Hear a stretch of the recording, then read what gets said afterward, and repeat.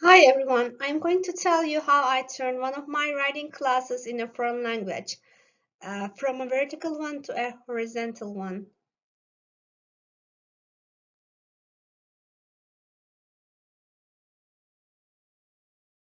So let's begin with the characteristics of the learning environment so you can make a better sense of my adaptations. Um, so this is a A2 level class, which means according to the Common European Framework of Reference for Languages, is a low intermediate level. And the students are with very limited writing skills, and there are 20 high school students in the class. The majority of the class is highly motivated, but some students are with very low motivation. So there are a few students in the classroom with behavioral problems like they do not do their homework, they can become easily off task, such behavioral issues. There are a few Chromebooks and tablets for classroom use and a smart board, that is the technology. And smartphones are not allowed in the classrooms. And this is a 40-minute period lesson.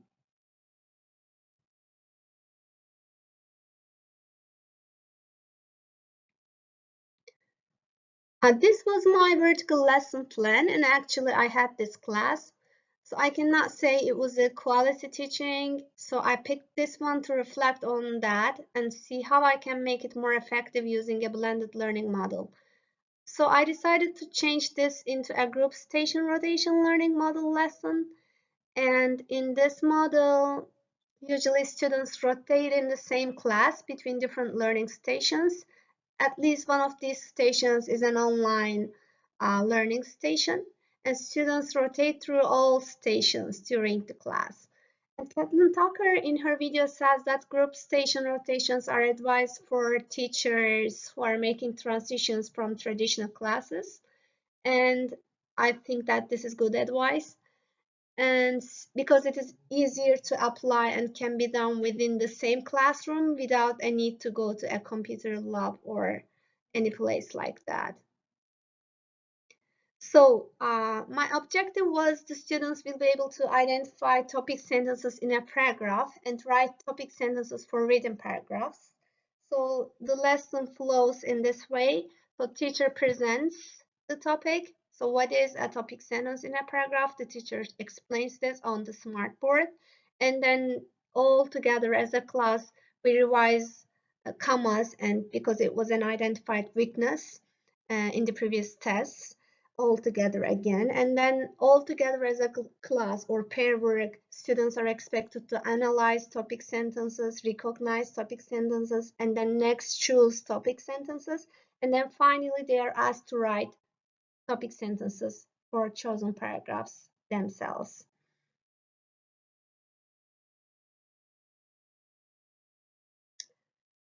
So I have chosen group rotation model. Why? Because the class size is big for language learning, and there are a few tools in the class, and there is very limited one-on-one teacher support, which is not very possible in traditional classrooms. Students feel usually helpless in language classes, especially when it comes to production, like productive skills like writing and speaking. And this was the case in my writing classes. So I chose this model because it is a productive skill.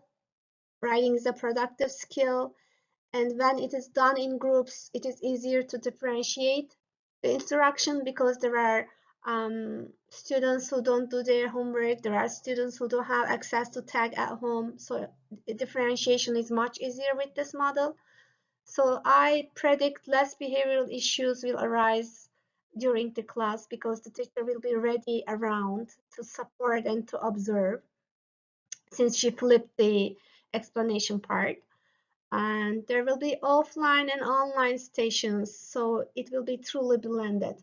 So I would flip the explanation phase into a teacher recorded video or YouTube video, and there will be two stages in the same class. So the first stage is group rotation, and the second stage is final station. So I will tell you why there are two stages in this within the same class.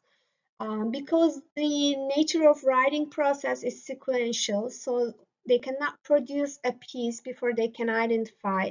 So I would expect students to complete all other stations before moving to the second stage. So whichever group finishes other phases will get a pass for the second stage.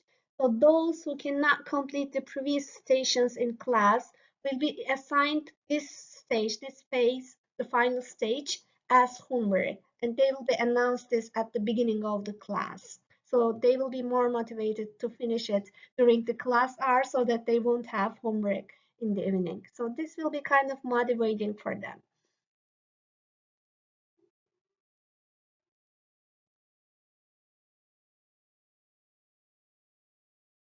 So there will be 5 stations in total throughout the class. As I said before, I decided to flip my explanation part, so I'll make a video of my presentation stage or add a YouTube video if I can find an appropriate one. And students are expected to watch it at home. So this is flipped kind of learning. And they will learn it at their own pace and in their comfort area whenever they want. And they can rewind and watch it again if they miss a point. So this will be very helpful for them, I guess.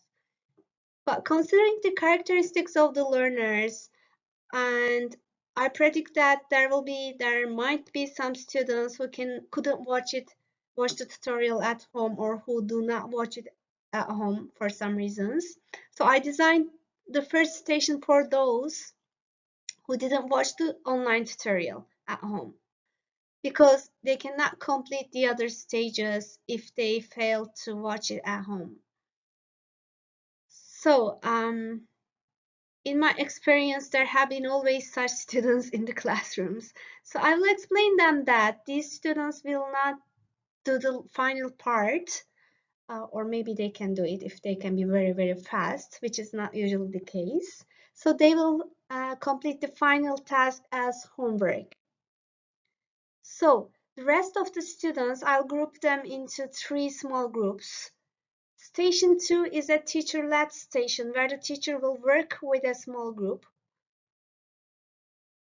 This area is pre-tested previously, and most students have difficulty applying the rules of comma. So the teacher will be present in station 2 to provide additional teaching and practice. So, and students will get the chance to interact with the teacher one-on-one, and they can get one-on-one support. The students are expected to seek help and complete a practice worksheet where they need to apply the rules in the station. So while some students will be working with the teacher will also be in control of the group, I mean station 1 group, who are watching the video tutorial, since the teacher-led station will be placed close to station 2, and it will be the next station right after the video tutorial station, which students are expected to move after station 1. So the teacher can make sure station 1 group is on task. Station 3 is the one where students are expected to apply what they have learned from the tutorial video. So a Google document version and a paper worksheet version will be provided, because there might be enough technology for station 1, depending on how many students are completing station 1 or how many students will be placed into station 1. There might be enough technology to be used in station 3, or might not be. So I will provide them with the Google document version, and the paper worksheet version will be provided. And if there will be enough tools that students can use, some of the students may do the worksheet on Google Docs, which will provide the opportunity that teacher can watch those students. Students are expected to work in pairs in this station, and each pair will share one worksheet, so they will get peer support when needed. And station 4 is for group discussion. The students are expected to come up with the connection between how a sandwich is made and how a paragraph is formed. So this is a common analogy used in language teaching. So students are expected to brief their discussion in a written format, or if there is enough tools in the classroom, they can make a short video record of their discussion, and if there is any available tool, I mean. So students are expected to rotate these stations in groups and complete all these stations before moving into the next stage.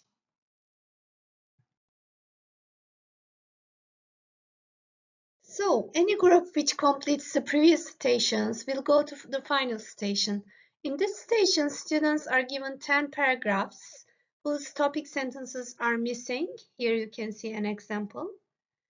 So they're expected to complete at least 3 such paragraphs. They can pick their own paragraphs. So it is like kind of choice for them. So they are expected to write their own topic sentences in pairs. So this is a pair work, so it is much easier for them and they will feel more comfortable because they'll get peer support. So those who can complete more than 3 paragraphs, they'll get extra credits, of course.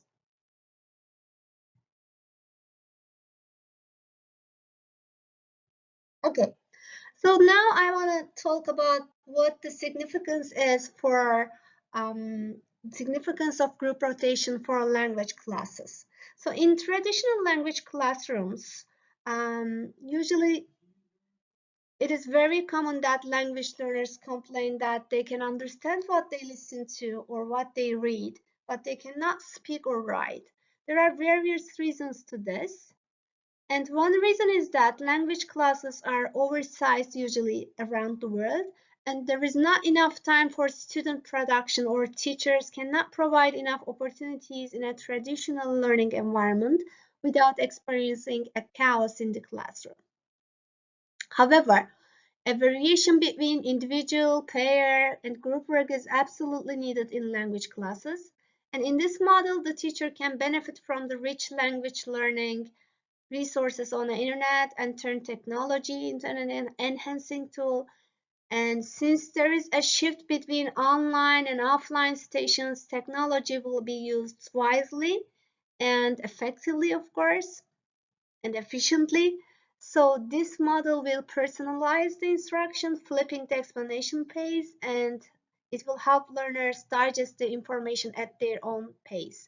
Students will get more time to practice and produce in the classroom, where they can get support and timely feedback. So for teachers, it will benefit them building closer relationships with their students, since the teacher can sit next to them and support their learning because she's gonna or he's gonna have more time for that in blended learning classrooms.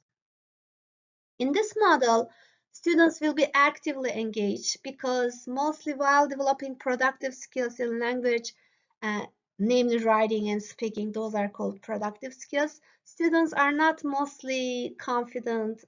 Their self-confidence is very low in speaking and writing. So they need the most support and they need more collaboration, especially while developing these skills. Blended learning, providing collaboration and group work, help them build confidence from that perspective. So for various reasons, blended learning is very beneficial in language teaching. Here I could only mention some of which. Thank you for listening.